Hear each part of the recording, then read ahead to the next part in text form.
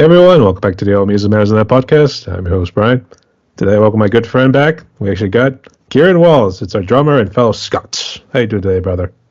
I'm fine, thank you. Thanks for Yeah, I'm good.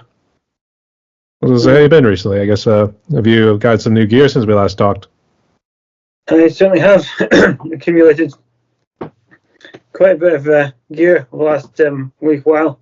Not just for aesthetically pleasing and cool reasons, I guess you could say, but more kind of for practical use as well.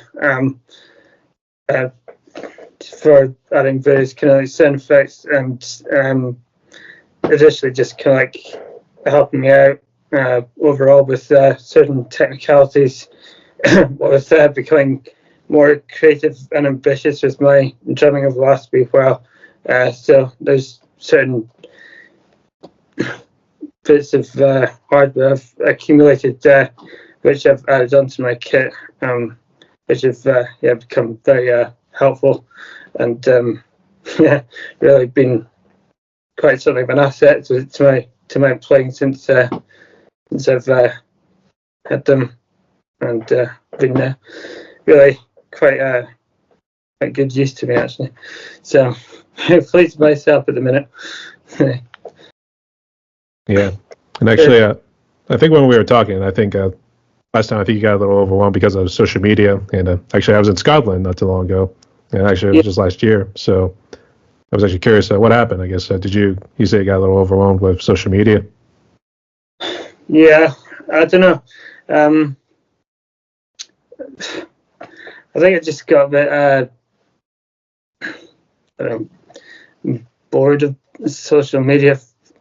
Facebook wasn't really doing much for me, and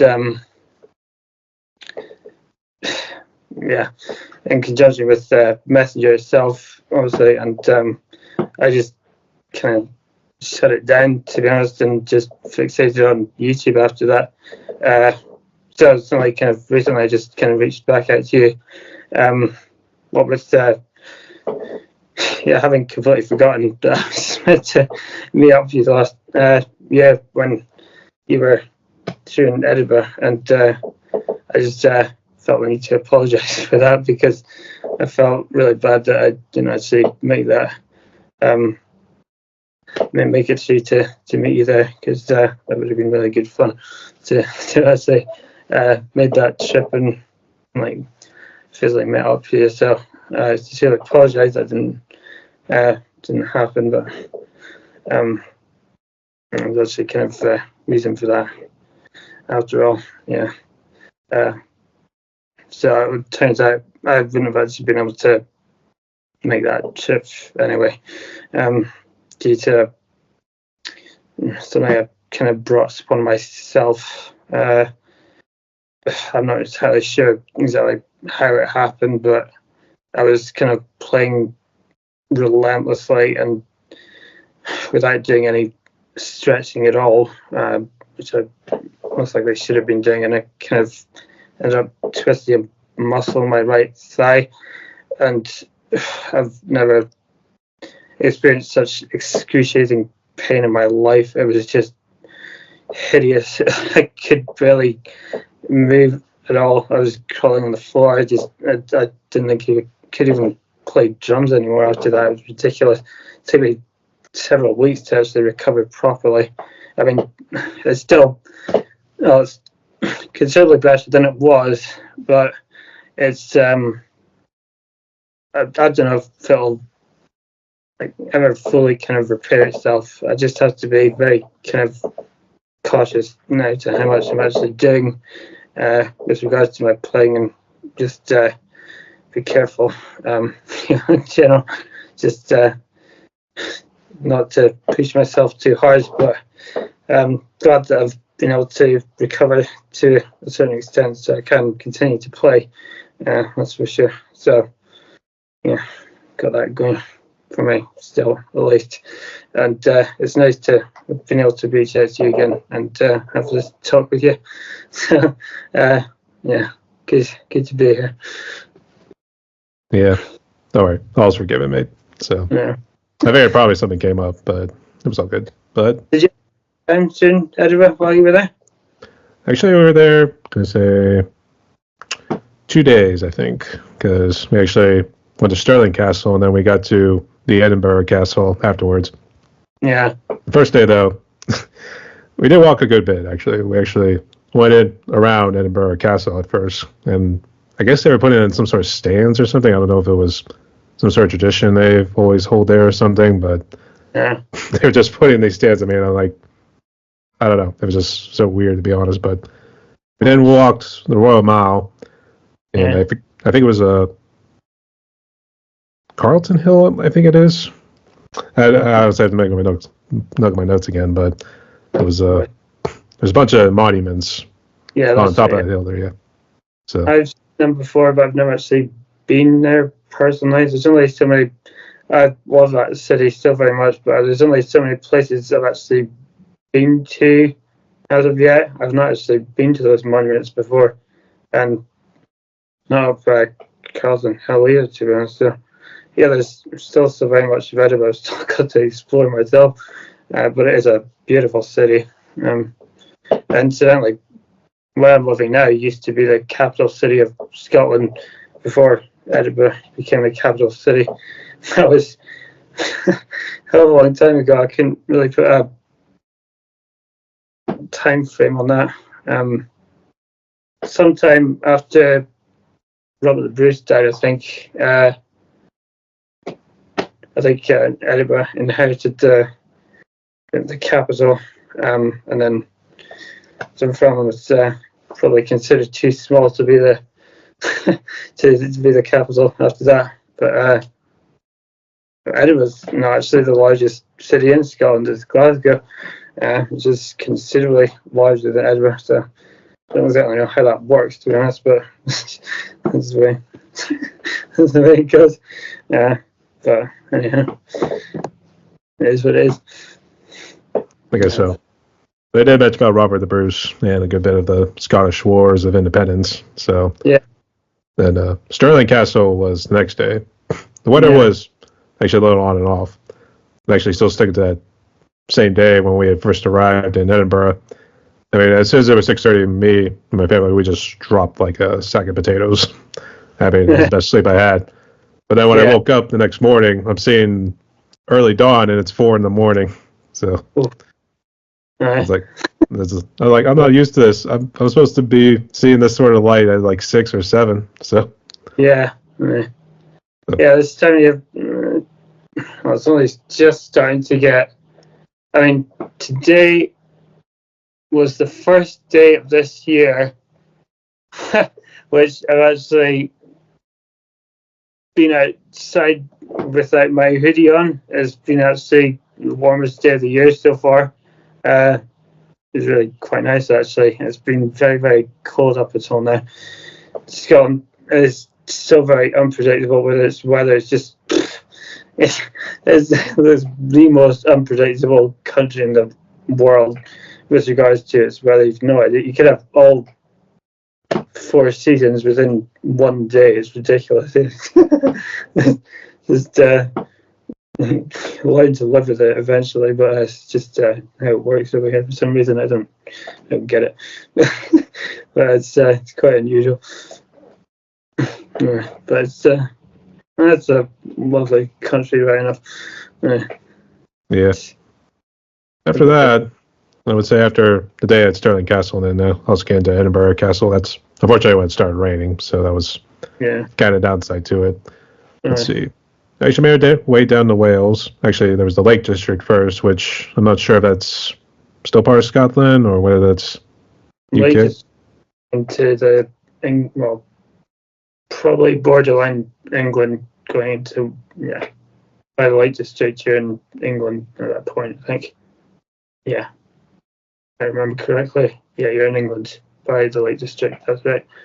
Yeah. So the cut-off point between Scotland and England is Dumfries and Galloway, and then beyond that, you're in England. So that's the very border of Scotland is Dumfries. As far south to Scotland as you could possibly go before you crossed into England. So yeah, you were most likely in England at that point. Okay, so still there for a couple of days. Let's see. Trying to make sure I have my ducks in a row. I know we went to other spots, but eventually we worked our way into Wales, which was Conway, and then No, I've never been down that far. Conway's pretty nice. It was actually the weather was cool there too, so you would almost think it was like a nice beach resort and everything there too. So yeah. I think it was a Carnforth. I'm sorry, I'm terrible with Welsh, and I'm trying to remember the other castaway I went to go visit. They're really Got a weird accent down there, don't they? a little bit. Actually, it wasn't too bad. Yeah. So. Yeah, it depends where you're from, I guess. But from what I've heard, I mean, I've understood the Welsh accent. It's really unusual. Yes, it applies to. I don't know. It's different for anyone, I guess. It's not necessarily yourself. Yeah. I'm so very glad you had a nice time while you were over here. But yeah, so peak season for being over here, I reckon, is probably June, July, June and August, perhaps September, and then it's starting to get into winter time after that. It gets considerably colder. But yeah, it was a reasonably nice month to be over here, that's for sure. Yeah. Yeah, kind of. Actually, I think it was May going into June, so Yeah. that's Yeah, that's a nice month right now for. Yeah, good call. a little rainy sometimes, but it's outside of your control at that point. So Yeah, you can never avoid the rain in Scotland. That's just persistent. It's always been that way. Yeah. I guess so. But we did see Hadrian's Wall, or at least what you could see of it there too, because it looked like the farmers' walls are so much more higher than Hadrian's Wall itself. That's right, yeah. You got Hitchens built in there, yeah. Of course. Yeah. It's all Stonehenge. It's Yeah. all Stonehenge. So Fair enough. Yeah, I've never been down that far. Yeah. There's so many great places I've still to visit, to be honest. Yeah. it's really just considering, on a world map, how small the UK actually is compared to like the virtually every other country in the world. You'd think it really wouldn't take that long for anyone to actually discover every little part of it, but there's considerably more to it than you'd actually think, to be honest. I mean, like I said, there's very much of the UK I actually haven't seen yet, to be honest, and I've been on this country since the day I was born, to be honest. It's 38 years now. I still think that's catching up to do. Yeah. So, yeah, still much left to see. guess what's the farthest you have traveled? I guess have you just always stuck in one around Scotland? I did go to Australia for 6 months in 2007, I think, for a voluntary conservation gap project. Yeah, that's pretty much the furthest I've been. Was the furthest I could possibly go from Scotland, to be honest. But aside from that, not really. Yeah, I've always wanted to visit the US. My brother, in fact, has actually just recently moved back over from Albuquerque in New Mexico. He's now living with his wife in London and working for Pinewood Studios. So he's now in the movie business down in London, which is pretty cool. Working on a new Marvel movie, I believe. Not sure which one it is, but yeah, he's well into that, which is really cool. I'm quite envious of that, to be honest. But yeah, he's in a good line of work, that's for sure. Yeah. But sure. to at least round out the rest of the trip, let's see. They actually did make our way down to Bath. That's where Ash Wells was, my fellow drummer. Yes, that's right. Yes, of course. Yeah. You know what? I tried messaging him, see if he would like to get together for a quick pint or something. Unfortunately, it couldn't work out. So. No, that's a shame. Yeah. I don't know. It's just in there. Oh, right, yeah. It's been a while since I've heard from Ash, actually.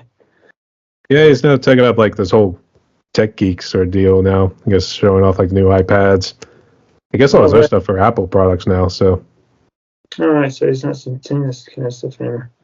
All right, so he's kind of deviated, doing something else. Fair play. I guess. I don't know if he's still doing a drum channel. I don't know. Actually, if you do see this, let us know if you officially abandoned the drum channel. I know he gave up on doing the Drum Tuber Facebook group, I guess. Are you still part of that or no? If I am, I'm probably unaware of it, to be honest. No, it's been a very long time since I've had anything to do with Facebook whatsoever. So, yeah, I predominantly just focus on YouTube beyond anything else. That's really my main focus with regards to social media beyond anything else. Occasionally upload to Instagram, share some of my videos on there, but that's something of a discipline I need to get somewhat better at. I don't know, I think I find the interface of Instagram rather confusing. I don't know, it just doesn't. I find YouTube far more comprehensive. I think because I've used it for so much longer and I know how it works, and just Instagram is just not as familiar to me. So I guess that's why this aspect of discipline is an issue to me, because I just don't really know how or why to use it in such a way, but I've shared a few of my drum covers on there, some of which have got quite a few views and likes. So I mean, it's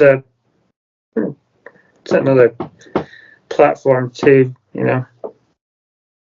upload my videos to. So I should get more into the habit of actually sharing them on there too. Now that I've actually got an account with Instagram, it should be something I do more regularly. Anyway, but I need to make that more of a thing, to be honest, because I'm just forever kind of uploading onto YouTube most of the time. It's just I always forget about Instagram, so but I could so very easily just make that more of a habit. Just a case of doing so.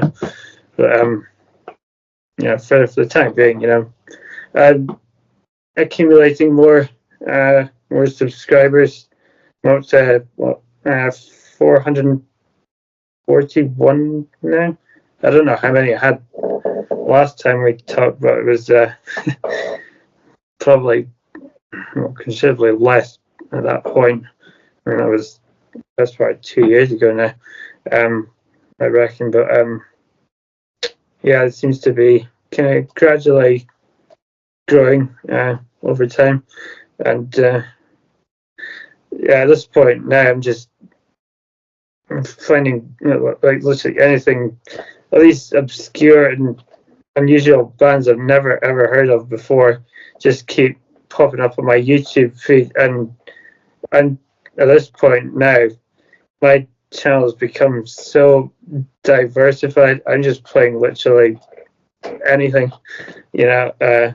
once again, relating back to my new gear that I've accumulated and kind of manipulating that as well, to add more kind of like sound effects and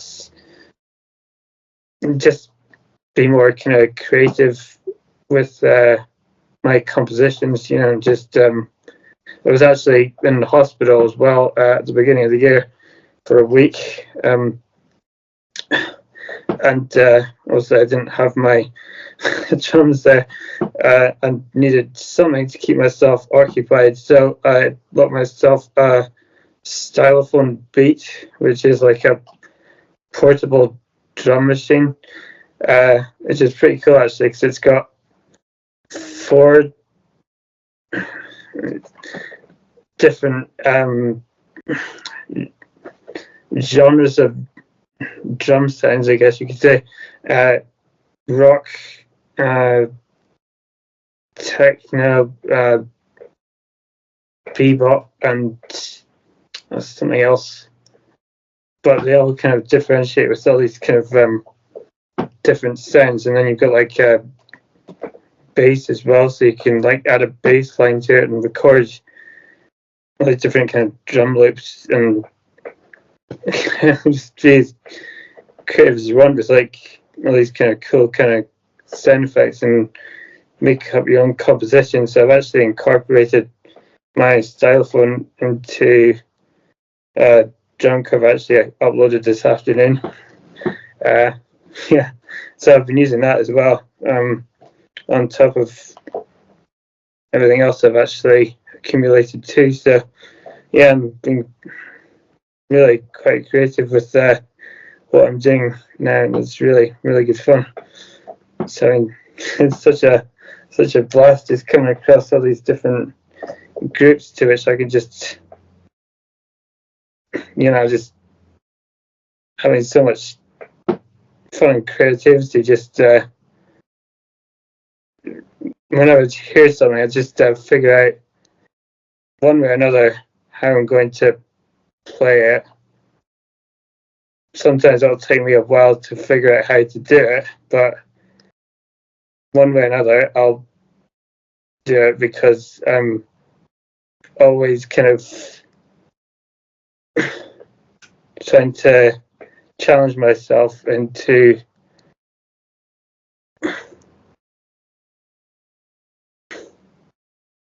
well, like I said, virtually anything at this point. So yeah, I've been playing some really kind of obscure and unusual things recently, and just been having an absolute blast with it. It's been fantastic. Really good fun. Yeah. I've actually have been interviewing a good number of indie bands. Are they, I guess the music are you playing right now, are they considered independent, or are they still what you would call mainstream? Not sure. I mean, I do get requests from some of my subs to play along to certain songs or bands. So I have done kind of some mainstream kind of band and drum covers as well. There's kind of my own things too. So it's a kind of huge variety and spectrum of genres I'm actually covering as of now. I checked my my video count this afternoon. Up to, what was it, 816 videos now, which is well, I didn't expect to get that far, but it's not only the development of my drumming that's come along though, but the production of my videos themselves, and kind of becoming more competent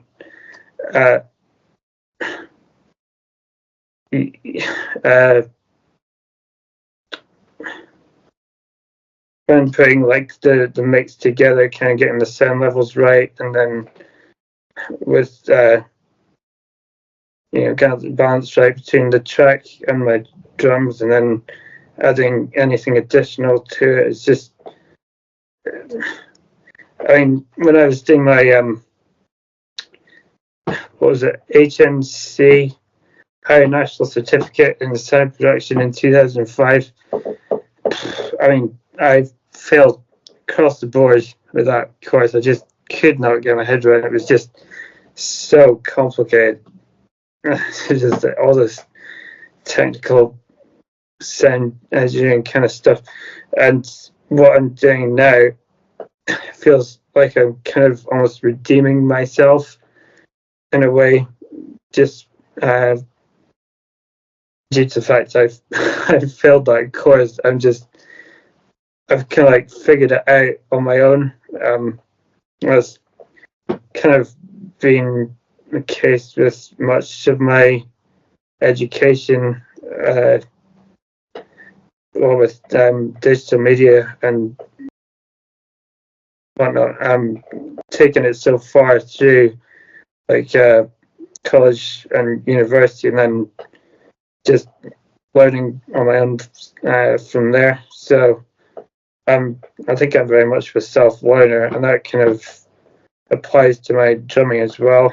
I had a couple of drum tutors when I was considerably younger, I think, and they only did so much for me, but I think, I pretty much learned from just listening to the music I love and just figuring out how to play by listening to the drums from those songs, from the bands that I love to listen to, and that's kind of how it just developed and become what it has now. Just very much self-learning, to be honest. It's kind of just the way it's gone, and seems to have worked quite efficiently and naturally beyond anything else. That's just where it's the way it's gone, to be honest. And I wouldn't have it any other way, to be honest, because it just seems to have worked really quite effectively on my part. So I'm quite pleased with that. That's good to hear. And I know it's been a couple of years, but I think just for the audience sake, can you just say what sort of condition you've kind of been dealing with? I guess I think last time we talked, you said, was it meningitis that had attacked your spinal column? So basically, I was, So I had meningitis when I was 15 months old, along with a stroke. I was too young to have any comprehension of what it actually did to me physically, but these kind of like brought on what's called hemiplegia, which has like weakened the right side of my body, and the motor skills are far less functional on my right side as on my left. So I can't operate as a usual drummer would. I have to, for those who have seen any of my covers, they'll know that observed me kind of keeping control of my right hand with my left at all times, because that's the only way I can play. Otherwise, my right hand will just deviate and do something else, and I just have to maintain control of it with my left hand at all times while playing, and it can be quite tricky, depending on what I'm playing along to, which is why I've developed certain techniques as well in filming. I use various different tripods as well at different angles and film different parts separately. So most people would think or have thought my disability has been something of a hindrance to me, but I don't consider it that, or never have done, because to me, it's sort of encouraged me in a way to think outside the box and come at things from a different angle, and sort of my ethos of life, or sort of the, how would you put it, sort of main, I don't know, compromise has been the sort of main ethos of my life, just trying to figure out if something doesn't work in a particular way, how can I do it? And that's pretty much just of how I get past playing the drums, and I've figured out how to do that in my own way, simply by compromise. And it wasn't easy, and it took quite a bit of time to figure out how to do it. But I'm playing along to all this technical stuff now, and the more technical it is, the more the fun it gets, because it's a case of more problem solving, because I have to think further outside the box as to how am I going to tackle, I don't know, certain groove in a certain way. There's all these different sort of like complications which I come across when drumming, and once again, that's why I've accumulated some of this new gear of mine. One of the hardest things one thing I've never been able to do is 16th notes on my hi-hat with my right hand, because that requires complete independence, and also I wouldn't be able to control my right hand doing that, because I needed to be entirely independent in order to pull that off. But I've actually acquired something which I've actually used numerous times now, which actually is quite an effective workaround. I can actually show you on my kit if you want to see it. It actually kind of works quite effectively. I figure out how to switch this on. Factory Metal Street XX Cross Crasher, which is kind of has the same kind of sound as like a closed hi-hat, and I can use this in such a way to create 16th notes using one hand, which is it's quite it's quite it can be quite strenuous. It can take a toll on the wrist for sure, but it does actually work. And then I've got down here, let's get this in. I've got some tongue drums here. I'm not sure you can see them. They're both 3-inch little tongue drums, just mounted on the rack system here. And I've got a tambourine and a meanle shaker. And then this is something which I bought not that long ago. It's a drum tech pedal, which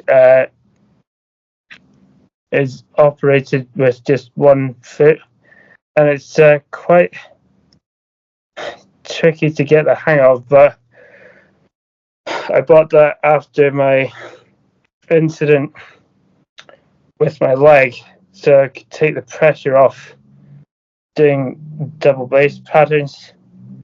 So that's been quite a good investment actually on my part. And then got over here, it's called a ribbon crusher. In here is kind of trashy kind of sound, which is pretty cool. I've added that to some of my covers.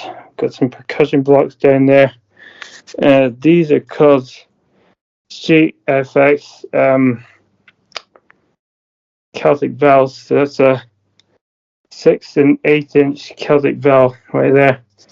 And I just use these bits and pieces now and again just to add some extra kind of interest and dynamics to some of the covers I do, and just have really good sort of fun with it. So I've got quite a dynamic setup now.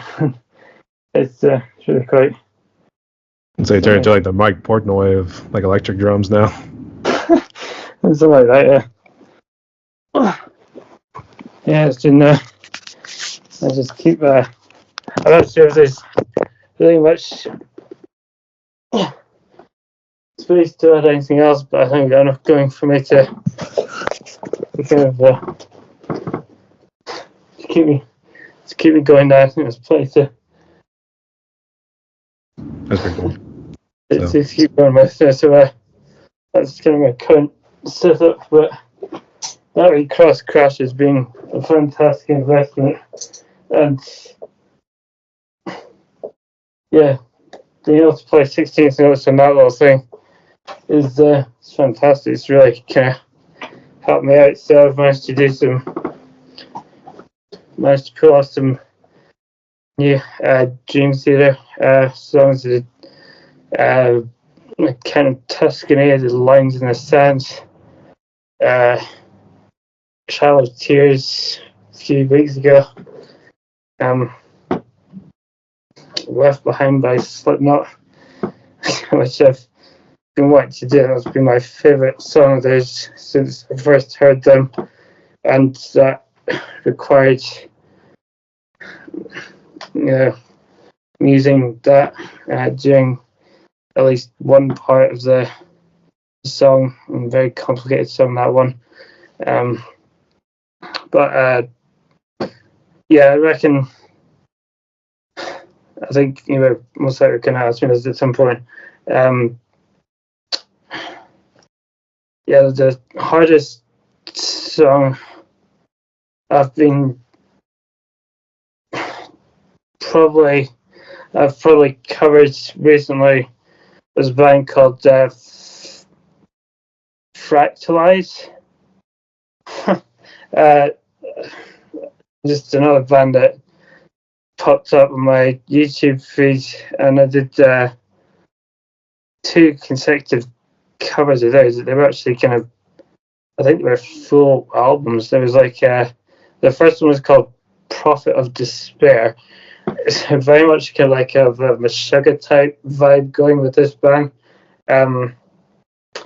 with the exception of Jens Kidman's ferocious vocals. It's entirely instrumental. But the first one was about 14 odd minutes long, and then the second one was called Immersion, and that was the best part of 20 minutes long. And the main complication with me, or for me, should I say, is I am an absolute progressive metal rock junkie. And the worst of that is I have never had any comprehension of reading music. So to quote Killswitch Engage. It's my curse.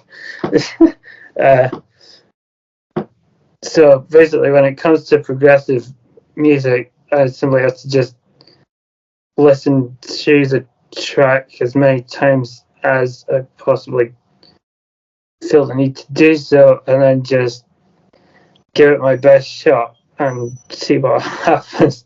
That's pretty much the best I could do, and then just do a whole bunch of different fills and try and kind of fill in the gaps where I may have missed out some snare placement. But that's kind of just my usual sort of workaround. But it does seem to work to a certain extent, and yeah, it's just the way my mind works and how I go about doing things is kind of my personal development, I guess you could say. It's just how I go about doing things now, and yeah, that was one hell of a challenge and took a hell of a long time to put together, that's for sure. But nonetheless, I can't help myself. Just always up for a challenge. I put myself up to literally anything this point in time. You know, I don't care how complicated it is. I'll give it a shot, no matter what it is. It's just I'll figure out one way or another how to play it. You know, it's the whole fun of it. It's fantastic. Yeah. So that's my kind of current situation right now. And it's really, really good fun. That's good. And congratulations again that Killswitch Engage cover down. So I did know my curse. Actually, it was a Guitar Hero. That was the first time I actually heard about there too. So that was my introduction to Killswitch Engage as well. I've done my last cover of Killswitch Engage actually was This Is Absolution, I think, which is absolutely fantastic. Did also managed to pull off the Signal Fire, which is a collaboration between Jesse Leach and Howard Jones. I'm not sure if you've heard that one, but it's absolutely fucking killer. Oh my god, just a combination of both, and they alternate between melodic singing and fry screaming between the verse and chorus. It is just the coolest song of theirs that I've ever heard. It is just absolutely phenomenal, and I was just so psyched about it. Once again, it took me a while to figure out how to orchestrate in pulling it off. I had to do a split screen for doing part of it. Maybe filming the double bass separately.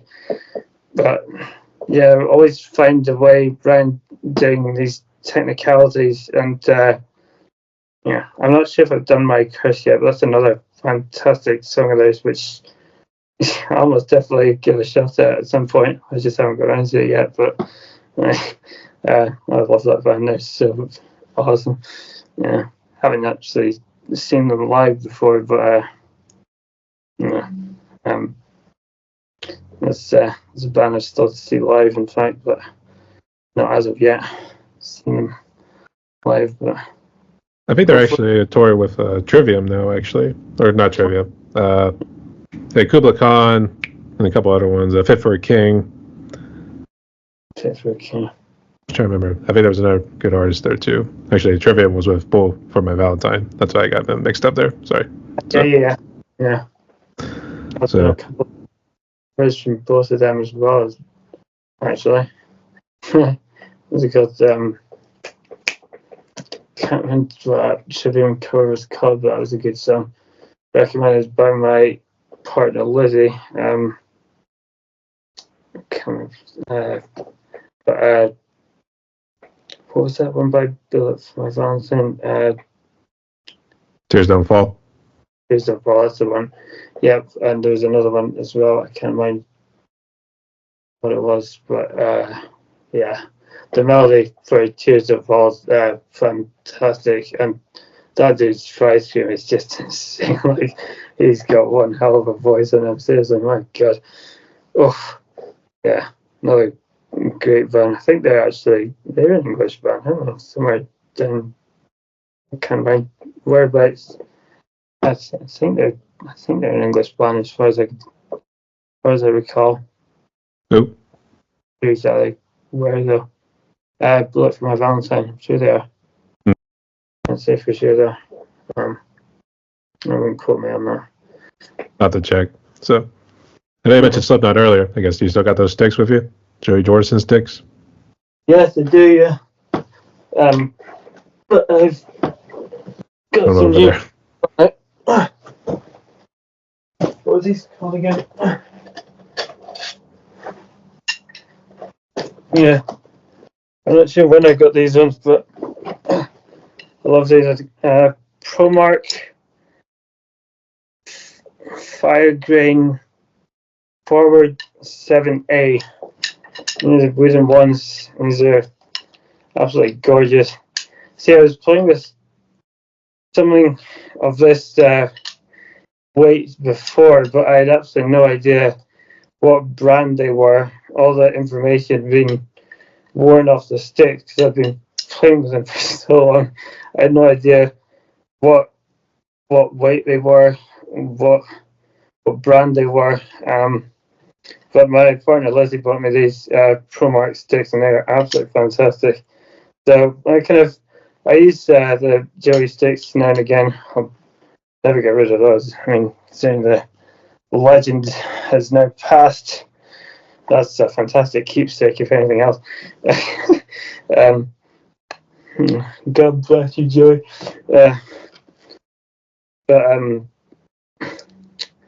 Incidentally, they're actually kind of relative weight to those ones, except they're sort of metal and plastic as opposed to wood. Yeah, but I just kind of alternate between the both, depending on how I'm feeling, depending how cold it is as well, to be honest, because those are rather, considering the handles are metal, it needs to be a relatively warm day to be able to use them effectively. Otherwise, I'd be using my Promarks because, it's just it's been so dreadfully cold over the last few months. Just trying to. They are in Scotland too, so you expect it to be cold. Way, it's hard enough as it is, when it's cold, and it's, not to mention that you got sort of. I mean, I don't like to play in sort of unnatural light. Far prefer playing with just natural light from outside, and up until very recently, had like a window of opportunity, like a time frame of. I mean, the sun, begins to set, towards the end of like December, maybe like 3:30, 4 o'clock. It doesn't even rise till like maybe 8:30, 9 o'clock in the morning. So you got the best part of maybe 6 hours of natural sunlight during that time of the year, and then you've had it, and before you know it, it's the night time again. It's ridiculous. Very, very short days during the winter here, for sure. But it's just an absolute treat when the summer comes. It's really something you look forward to when it's cold. It really is. Yeah. Not so much last summer. That wasn't too great, but I'm really hoping we have a nice summer this year. Hopefully. Really hoping so. Certainly deserve it, that's for sure. Yeah. I was going to say you're turning into a vampire at this point. So Exactly, yeah. unfortunately. Yeah. Sorry to circle back on the trip, but actually, I forgot about Oxford. We did stop in Oxford, and then Oh, Oxford, yeah. London was the last stop, and we stayed at the Savoy, of all places, actually. Very prestigious institutions there. Sort of, what is it? Sort of Oxford University and what wasn't that where was it Oxford or Cambridge and Stephen Hawking went to study? I can't remember. I always get confused between those two. But always very kind of upper class English universities there. It was either one or the other, I'm sure Stephen Hawking went to. But it was probably Cambridge. I can't quite remember. Probably one or two, because I know it was at Oxford. They had mentioned about it, so maybe it was Cambridge. So like Cambridge, another. Yeah, my dad was from Halifax, I think, in Yorkshire. Yeah, so York's a lovely city. There's red brick buildings everywhere, absolutely beautiful. City. I've not been down there for a very long time, but yeah, it's another lovely English city. If you have the chance to check that place out, it's well worth it. I believe they got a chocolate factory there as well. Cadbury's chocolate. Is it?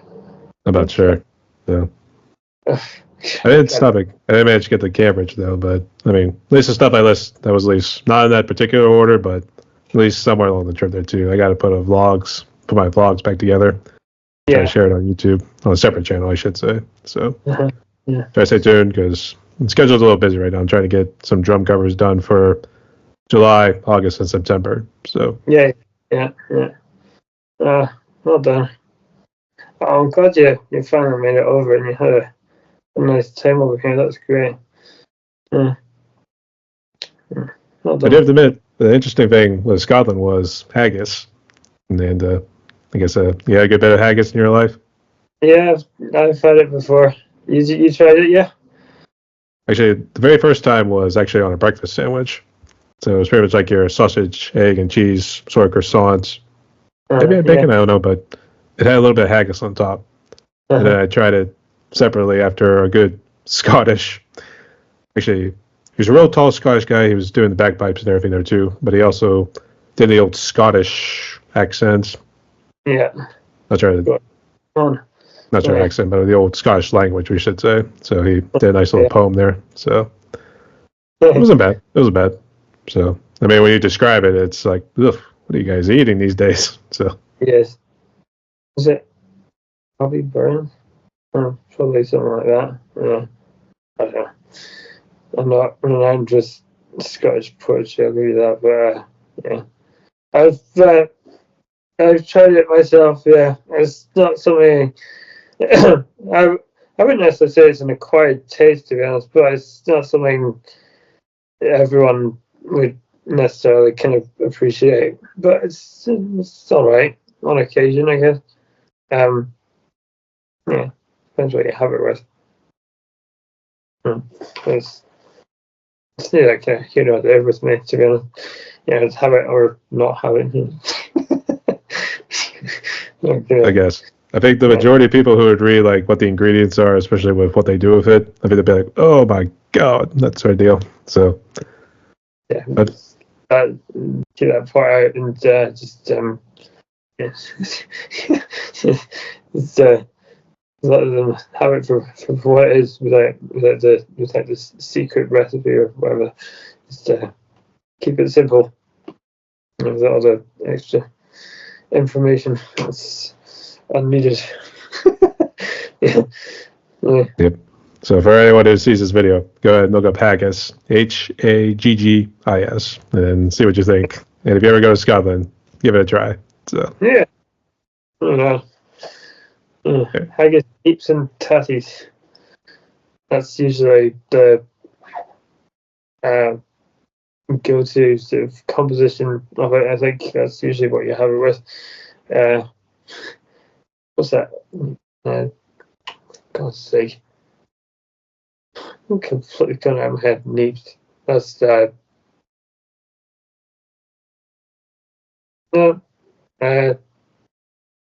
For God's sake, I completely forgot what that is. It's a Scottish term for something anyway. Some kind of root vegetable of some sort. Something I'm not too familiar with, so I don't like very much myself, to be honest. So I wouldn't have it myself. But yes, anyone coming over here, feel free to give it a shot for sure. Yeah. It's culture. Be part of Scottish culture these days. So, yeah. Yes, exactly. Yeah. So actually, I'm curious with this new drum set you got going on here, especially new gear. I guess you gonna try any new collaborations? Well, I mean, things were going really quite well with Ryan to a point with James to Illusion. The thing was, I mean, yeah, we were having really good fun. I mean, he's a multi-talented musician. He was playing guitar, bass. He was working relentlessly on his vocal technique, and he played keyboards. You name it. I mean, very well rooted musician overall, but that wasn't necessarily kind of the issue. I mean, I was writing the lyrics to our songs, but we both had different visions. My style didn't necessarily correspond with what he was wanting to do with regards to his vocal technique, especially. He was trying to develop kind of as a power metal vocal range, very kind of high pitched as power metal vocals go, and I just didn't match what I was writing for our songs at all. It just was completely the wrong outfit altogether, to be honest. So we just kind of ended up going our separate ways, after that, which is a bit unfortunate, but it was fun while it lasted. But as of now, I've got no collaborations going with anyone else. Just doing my own thing at the minute. But it's fine. It was a good experience while it lasted. But that's. I mean, it wasn't that. Although being a fantastic musician, it wasn't the easiest person to work with. I wouldn't necessarily say he was argumentative as such, but like I said, he's got more of a. Both had different visions. He had. This is Ryan Thompson you're talking about, right? Yeah, I don't think he was narcoleptic as such, but there was something wrong with that dude's sleeping pattern. I swear to God, he could sleep for kind of hours on end, like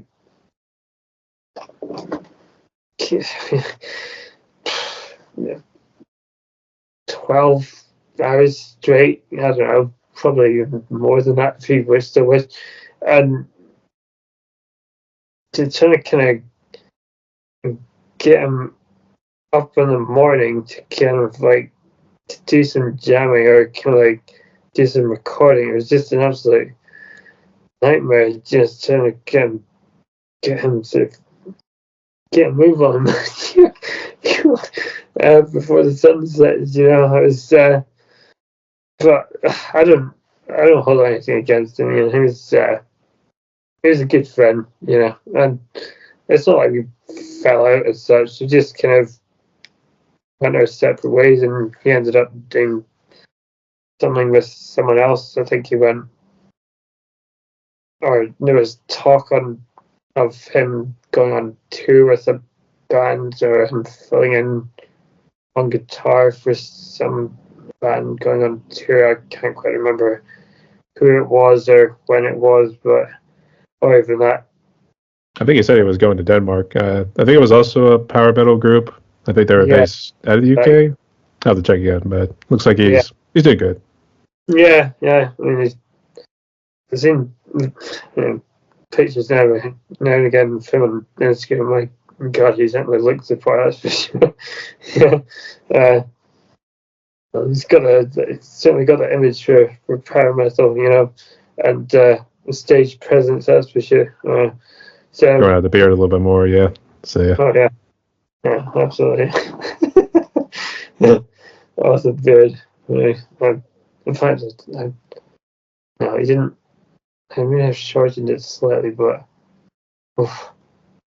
thank God if he'd taken it off completely, I don't think I'd ever be able to forgive him for that, because he was same line with kind of Odin, along the same lines of that kind of rock god, the image going there.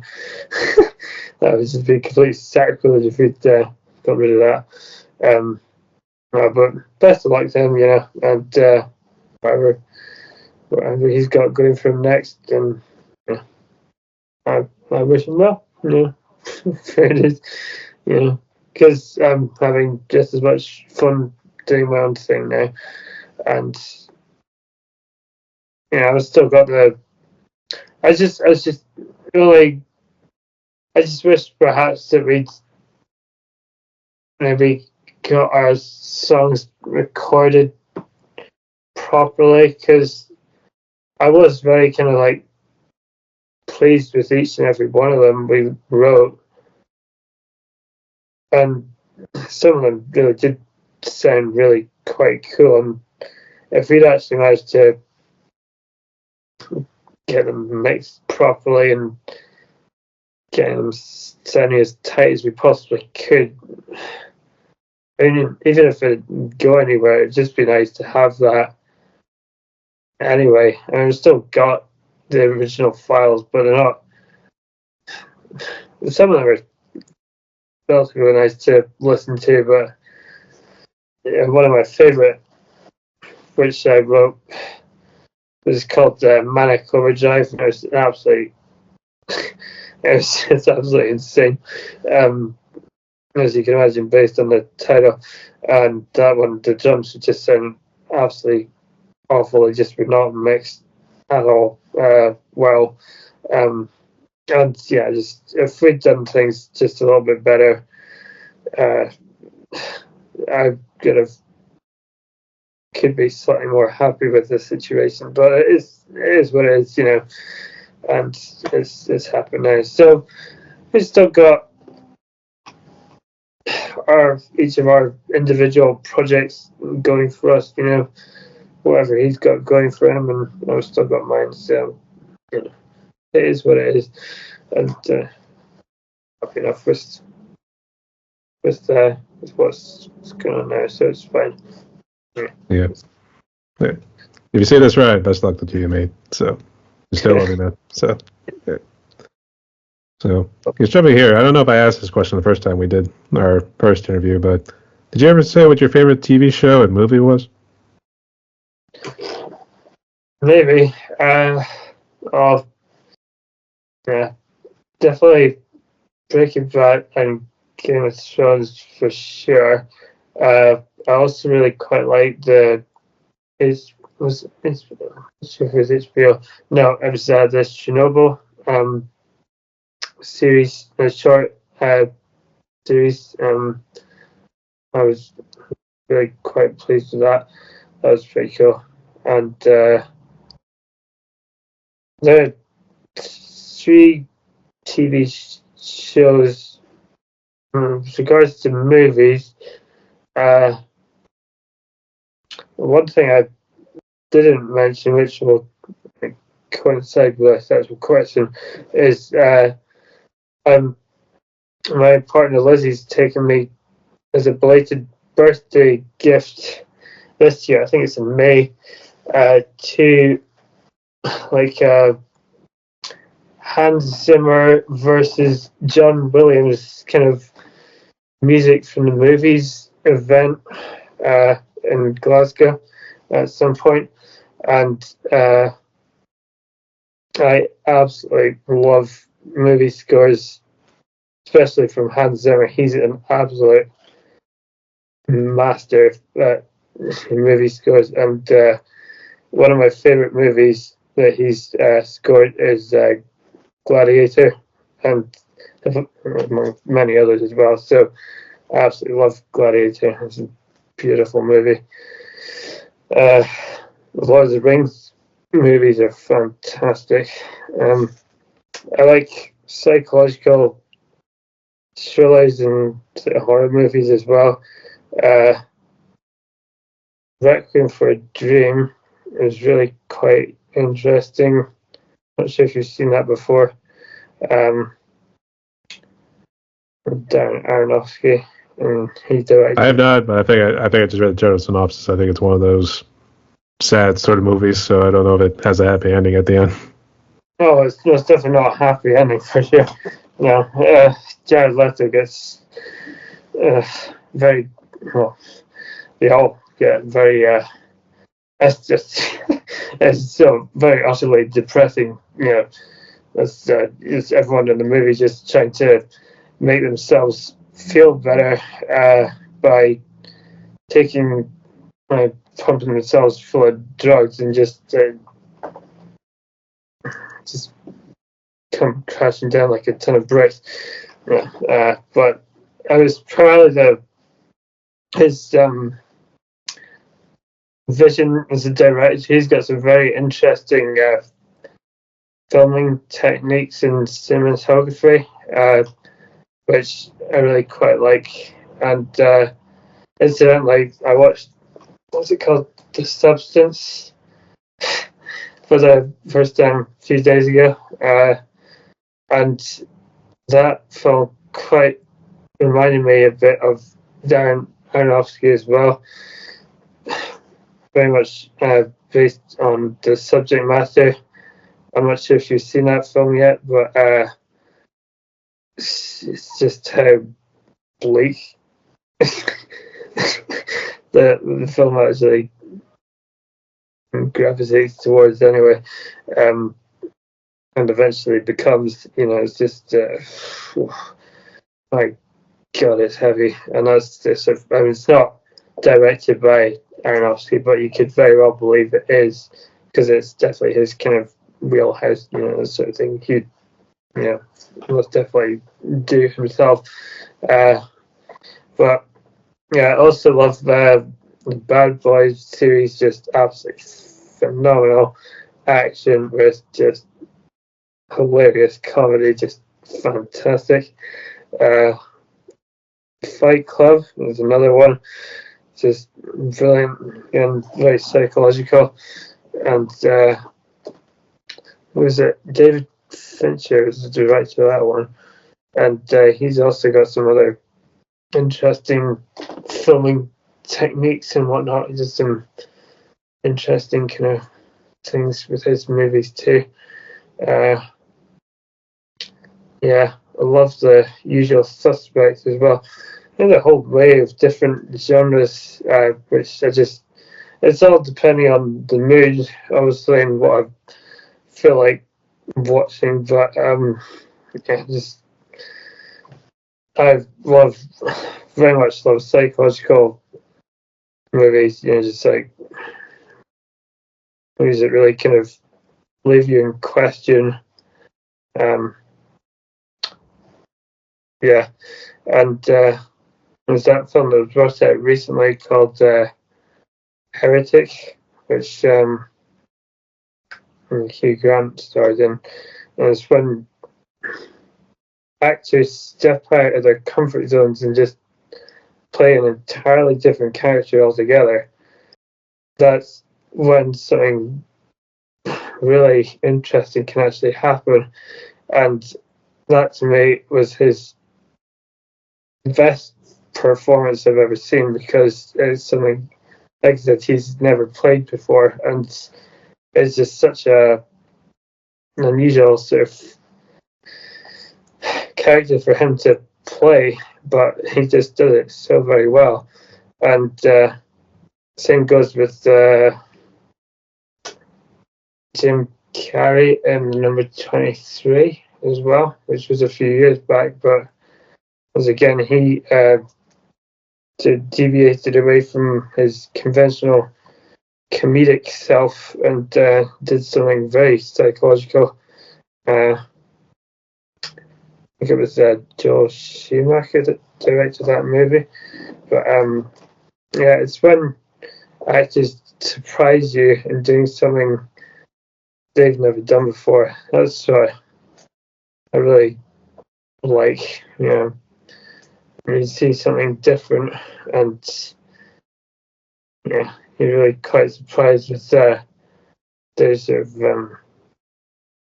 level of capability in acting, and just bring it upon themselves to bring something new and refreshing to the screen. You know, it's pretty cool. That, yeah, so there's quite a good few movies being brought out recently, yeah, which I've really enjoyed. Yeah, Avatar, the 2 by James Cameron, another fantastic 2 thing. The first one, and then The Way of Water, and I believe he's going through the entirety of the elements throughout the Earth. And so the first one was, I believe it was Earth, and then the second one, The Way of Water, was obviously water, then fire and wind, I guess, for Earth, wind, and fire, and I guess water was also thrown in there. Yeah. So I think his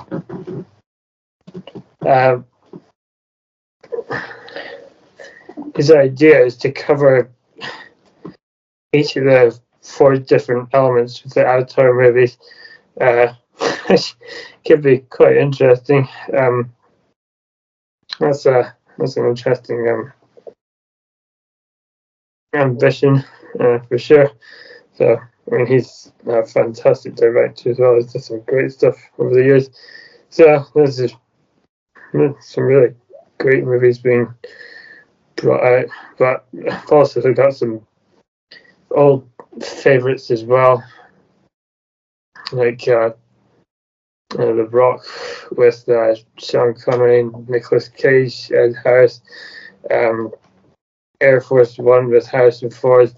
You know, just Independence Day. You know, some of these films that I'd never seen before, which my partner Lizzie has shown me. Just all these fantastic action movies that were brought out in the 90s. Just killer sort of era of action movies. Just fantastic. Really, really good. Yeah, so you can't beat the 90s action movies. And The Fugitive as well. And just all these fantastic movies during the 90s. And the Die Hard movies, of course. And unfortunately, we don't have Bruce Willis anymore. Well, very little of him anyway. What with his state of dementia. It's so very sad that how that's come upon him, and he's just not able to. He's just completely out of acting now due to that.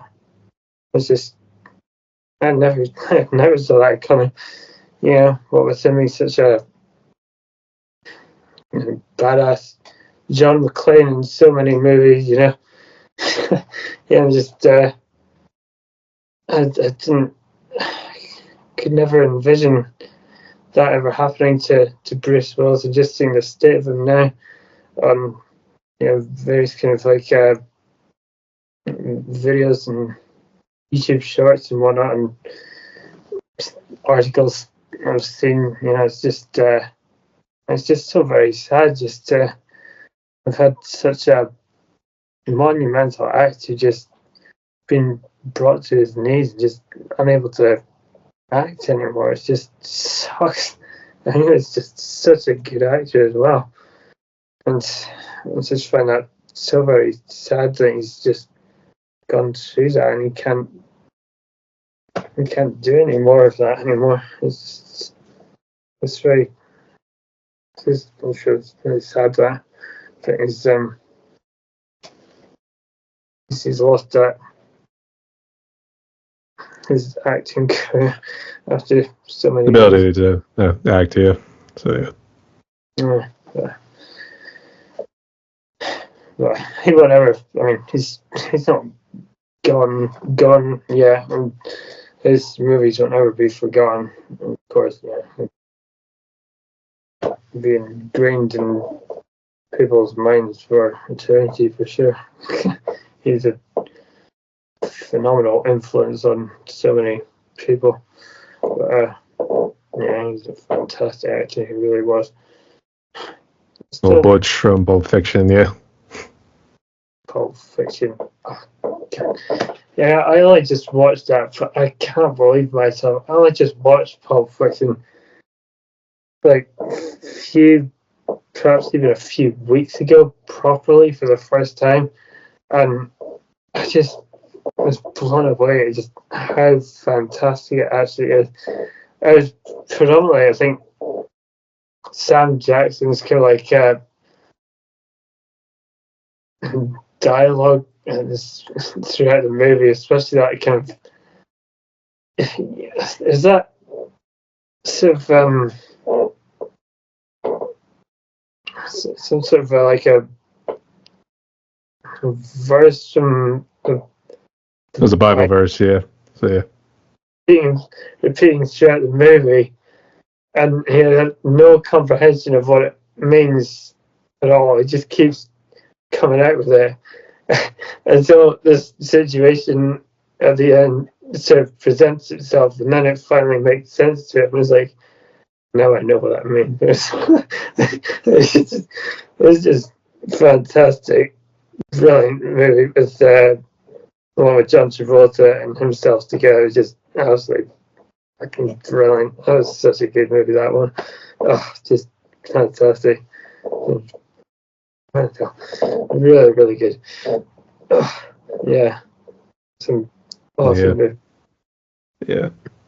So, here's Bruce Wallis and all he's done throughout his career. So, yeah. Cheers. Well, that's fine. Yeah. So, Kieran, I think we're based for all the questions here. Very good. I think you covered all the gear and everything here too. But I guess first off, did you get some new ink? New ink? I had just one more. Yeah. That too overstimulating this time. Actually, it's sleep token tattoo. Everyone going with a sleep token these days. So yeah, I had to see them live last November, 25th November last year at the SSC Hydro. Yeah, and they absolutely phenomenal performance. Just absolutely gorgeous light show, and Vessel's voice, it just melts my heart whenever I hear it. Just just such a beautiful voice, and they've got such an original, refreshing sound. It's so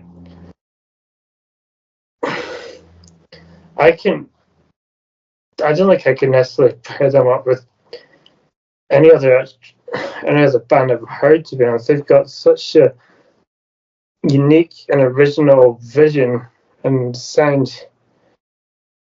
I honestly can't think of any other band which actually sounds even remotely like them. They're really quite something else, actually.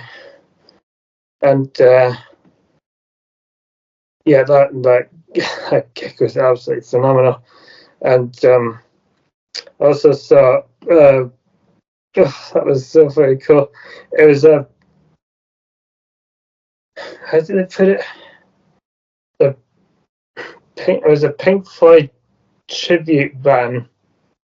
My partner Lizzie and I saw at the Alhambra Theatre here in Dunfermline at the beginning of last year in January, and it was perfect. It was like an exact replication of Pink Floyd themselves, and they played all the most iconic songs, and of course had like the most perfect simulation of the David Gilmour's iconic solo from Comfortably Numb at the end, and they played so many others like Time, Great Gig in the Sky, all the most of their famous songs. It was fantastic. It was so very good. And so Tesseract as well. That wasn't here though. That was down. I think that was in Birmingham perhaps, or Manchester. I can't remember. That was down south. So sometimes you have to go a little bit further afield to see some larger bands, but you do get some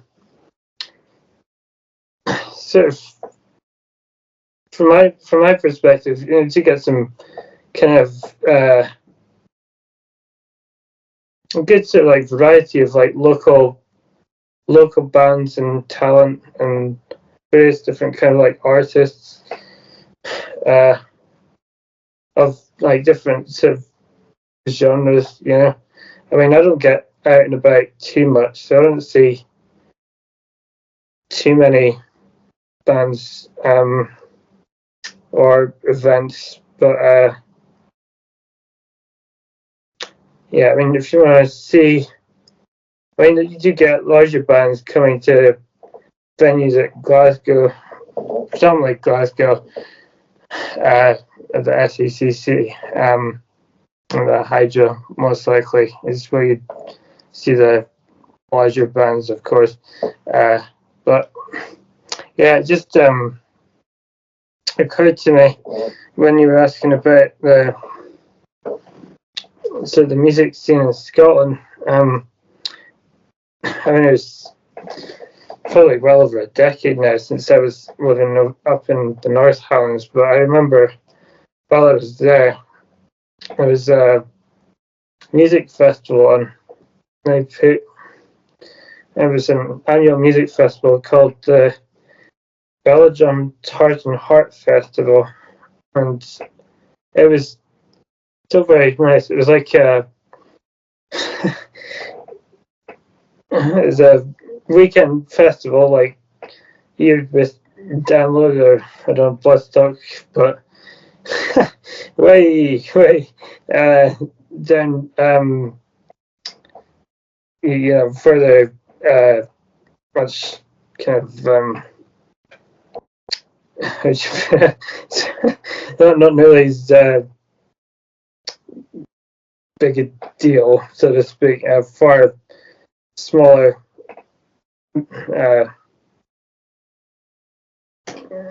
Yeah, far smaller for sure, and more kind of like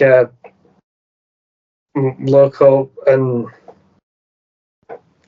bands performing there. In fact, my dad was actually playing once with his band there one year. He was in a band called the Dizzy Heights with two or three of his friends. He was the guitarist and the one of the singers, and he also played the saxophone as well. Yeah, so he performed at the Tartan Heart Festival one year. I remember that. But yeah, much kind of like more sort of low key kind of festival. I remember seeing the Proclaimers. performing there one year. But yeah, there's still quite a lot of music talent kind of going around in Scotland. Not necessarily kind of physically aware of it, all the time, but yeah, you've also got theatre as well. Like I mentioned, we're going to see the music of Hans Zimmer and John Williams, which is going to be fantastic. It's going to be really cool. And yeah, so I've got, with theatre, you got this sort of orchestration, as opposed to your actual conventional band as such. It's not quite the same, but it's still music nonetheless. Yeah, and these are fantastic theatrical performances as well. I saw 3 last year, I think, at the Edinburgh Playhouse, which is a lovely venue. I believe Queen played there in 1974, I think. Yeah, but yeah, it seems to be. It's got some continuity anyway. It keeps going, but it's not as easy these days to see bands live because they're getting more and more expensive to see. Gig tickets are just going through the roof, to really have to kind of go out your way to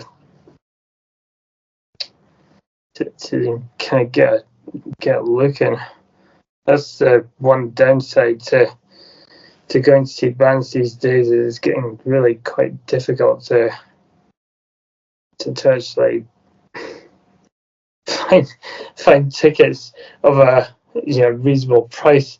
To actually, I'm not sure if you have the same issue in the US, but yeah, it's not easy. I'm not sure if it's necessarily the kind of. I think it's most likely the kind of managers that make that decision. I have no idea, but I wouldn't necessarily kind of put it on the band itself, to be honest. But yeah, it's quite a shame that, to be honest. But like I said, we have seen 2 or 3 bands last year, which was good, and we are seeing Parkway Drive again this year in October, which is going to be fucking awesome. I love those guys. Yeah, so we got a few bits and pieces coming up this year, which is we're well looking forward to. So there's still plenty of music to go around, that's for sure. Yeah, I think it is a similar issue. Ticket prices gone up. Yeah. There are, let's say, a lot more venues. And I know they've turned like some churches into like venues now. So, oh god, yeah. Unfortunately, you have Niall singing Kafir, which is like, where it's like a heretic, for instance, in that whatever language it was, some sort of Middle Eastern, Mesopotamian language or something. So, it's unfortunately they're chanting like there is no God or something like that too. So they're doing it at church. So, formerly a church, so you should say. So, oh my god. Whatever. So at least good to see some of the music scene still there. It's not fully there yet, but it's at least starting to go in the right direction. So yeah. You don't want that to diminish for sure, because me personally, music is my oxygen. I've always considered it to be at least partially my form of oxygen. I just couldn't live without it. It's just. Call it like a ventilator, yeah, or something. I've got like 20 years worth of a CD collection here of all different bands, and CDs. I usually just download things from iTunes now, but I've got probably well over a grand's worth of CDs right here, so I'm not gonna dismantle this collection anytime soon, because this is like a a backup set of all my music, if anything else, just in case the apocalypse comes, and I've still got all my music right here. Yeah. No, this is like the hard copy. Yeah, just in case anything ever does happen to the world. But yeah, they're all still here. Hopefully. Yeah. But Kieran, we are almost out of time right here, so we are down to the last question, I guess. Got any final words or any sort of advice you want to give to anybody? Yeah, well, as I've have tattooed on my arm, carpe diem, seize the day, in Latin, just use each and every day as creatively and productively as you possibly can. Just do whatever you possibly can to create something awesome, and just have as much fun as you possibly can in life. Yeah, that's probably the best advice I could give to anyone, to be honest. Yeah, and just keep that fire. Don't let that fire go out. Just keep it burning and just keep on going. Yeah, that's how I live my life, and I'd continue to live it from here on out. So that's what I'd say to anyone else, to you guys, just from my personal point of view. That's it's my thoughts to you as well. So just food for thought. Yeah. Nice to see you again, Brian. Nice to see you again, Kieran. So, all right. And again, spoke like a true prodigy. So, yeah, because okay. So, just real quick for the audience, can you just list what social media you're on so I can check you out? Yeah, let's see, YouTube and Instagram, and I'll send you. I'm not sure what my. Oh yes, I do know what tags for each one. My tag for YouTube is at Kiery86, KIERY86, and my tag on Instagram is Drumming with a Disability, and I've got maybe